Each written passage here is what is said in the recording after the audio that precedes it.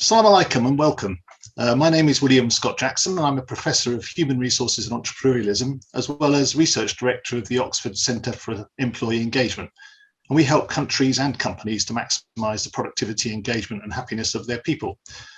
So today, we'll discuss the opportunities and challenges created by Vision 2030, what kind of human capabilities will be required in specific sectors, and most importantly, how you can contribute and benefit.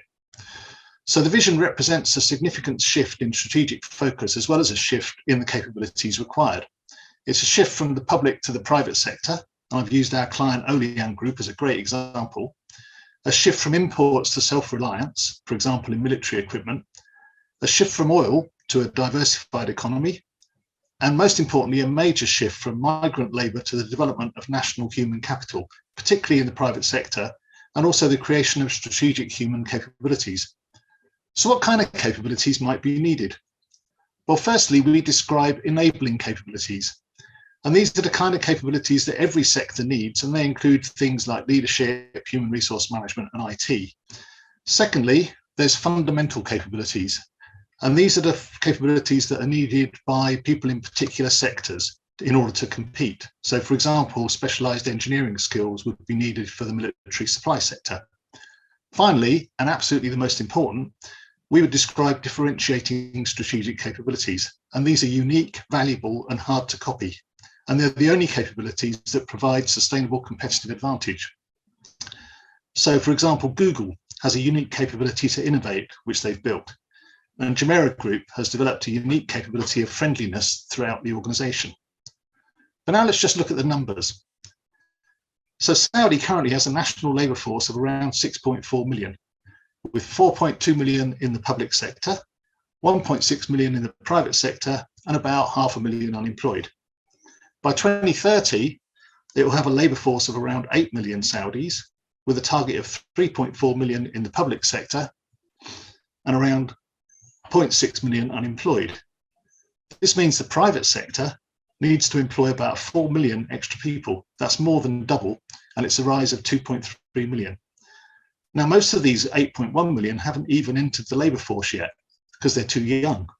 So this is a huge development challenge, and it's certainly a huge opportunity for anybody involved in education and training. But which sectors will absorb all these people? So here are some of the main areas mentioned in the transformation plan, with numbers derived from the plan itself and from various research analyses. So tourism, for example, is a major focus, and we'll talk about that in a minute. But let's just first look at the military manufacturing example. So Saudi 2030 says that half Saudi's military needs will be manufactured in Saudi, and that Saudi companies will be supported to develop into new global leaders. And that sounds like a brilliant opportunity for the private sector. Saudi currently spends around 56 billion per annum on military manufacturing, of which only 1 billion is actually spent in Saudi. Now, we estimate that there are around 190,000 people employed in meeting Saudi's military needs, but currently only about 4,000 of these are actually Saudis, a tiny proportion. The spend on military manufacturing in Saudi, within Saudi, is going to increase to 28.5 billion. And once again, spot the opportunity with an increase in employment to 95,000 Saudis. So to attract, train and develop 95,000 experts in military manufacturing sounds like a major task. But on the other hand, to put it in proportion, Saudi's entire military manufacturing capability only needs to be as big as one of the current global companies like BAE. I mentioned we look at tourism. So let's look at this as it's an area we've worked in several of the GCC companies. So what are the basic enabling capabilities? Of course, we need leadership, IT, but we also need the capability to attract, develop and retain national talent, which is often referred to as Saudization or nationalisation, and where we've been advising countries for the last 15 years or so. What are the fundamental capabilities? These are skills, expertise in hotel management, catering, tour guides, that kind of thing. But what about these very important differentiating capabilities? Well, we could create a world-class customer service attitude. We could offer the world's best degrees in related subjects, but we could also build a reputation for Saudi friendliness and hospitality. We could ensure that the sector is seen as a source of pride for any Saudi, and we could ensure that every Saudi can talk about their country with pride.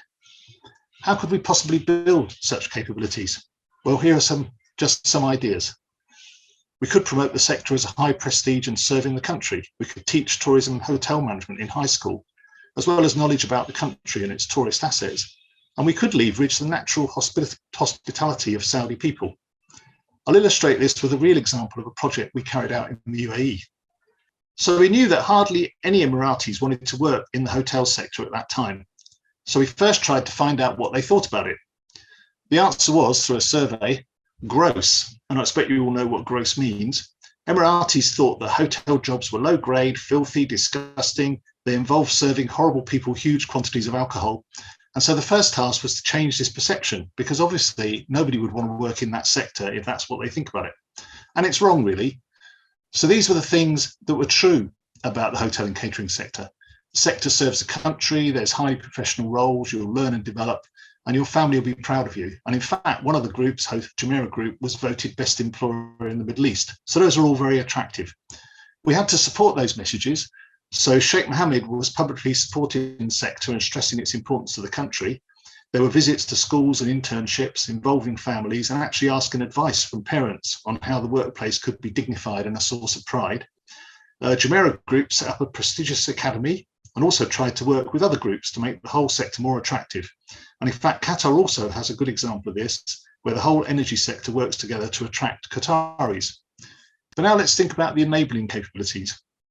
These are the underlying capabilities that are needed across sectors and in all organizations. And here again, we've got a wealth of research and experience to draw on.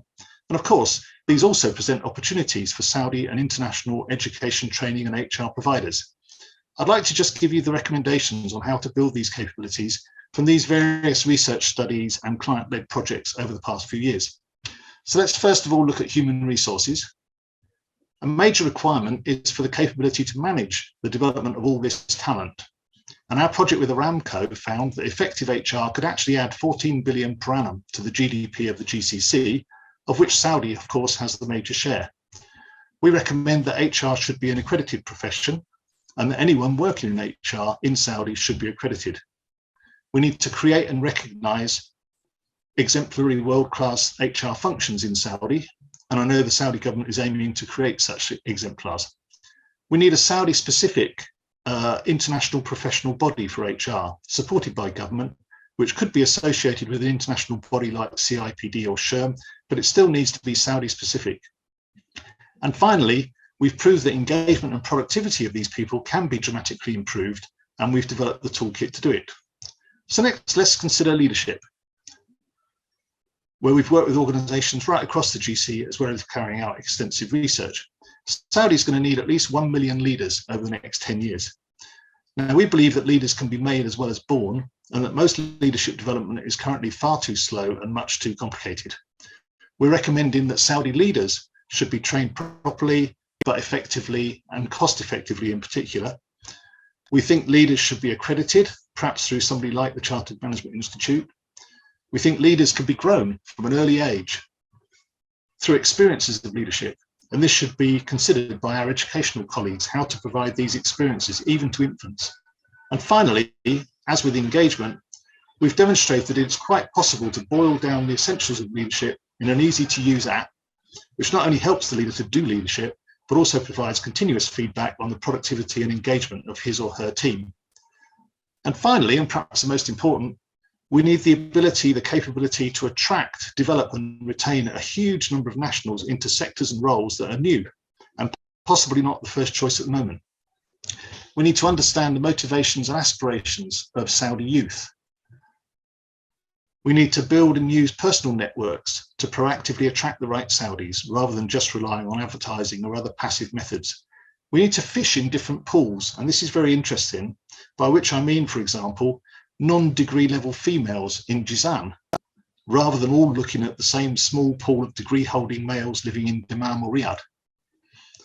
We need to encourage self-driven development with the appropriate support and training, and we need, as I've said before, to maximise engagement and productivity, and there are tools to help to do that. So in summary, Saudi Vision 2030 creates huge opportunities for the private sector, as well as huge opportunities for companies that help develop capabilities. Enormous numbers of Saudis will need to be developed to world-class standards. There are proven tools to maximize the engagement, productivity, and leadership of these people.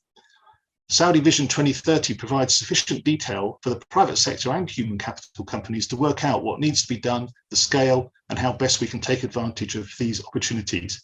In short, to maximize the opportunity. So let's do it. Shukran jazilan. Thank you so much for your attention. Any questions or for more information, please feel free to contact me. Salam.